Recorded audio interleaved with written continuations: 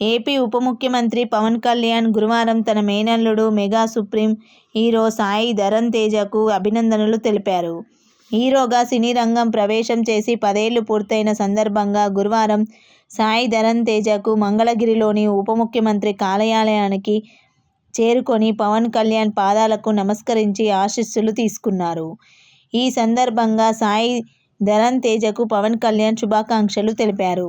నటన పట్ల ఎంతో తపనతో తేజ్ ఎదుగుతూ వస్తున్నాడని పవన్ పేర్కొన్నారు. నటుడిగా సినీ రంగంలోకి వచ్చిన నాటి నుంచి సహనటులు, సాంకేతిక నిపుణులతో సాయి తేజ్ ఎంత గౌరవ మర్యాదలతో ఉన్నాడో ఇప్పటికీ అలాగే ఉన్నాడన్నారు. తాను ప్రమాదంలో చిక్కుకున్నప్పుడు సైతం ఎంతో ఆత్మవిశ్వాసం చూపించాడని అన్నారు. తనకు ఎదురైన పరిస్థితి మరెవరికి రాకూడదనే ఉద్దేశంతో రహదారి ప్రమాదాలకు ఆస్కారం లేకుండా ఎలాంటి జాగ్రత్తలు వహించాలో చైతన్యపరుస్తున్నాడని అన్నారు.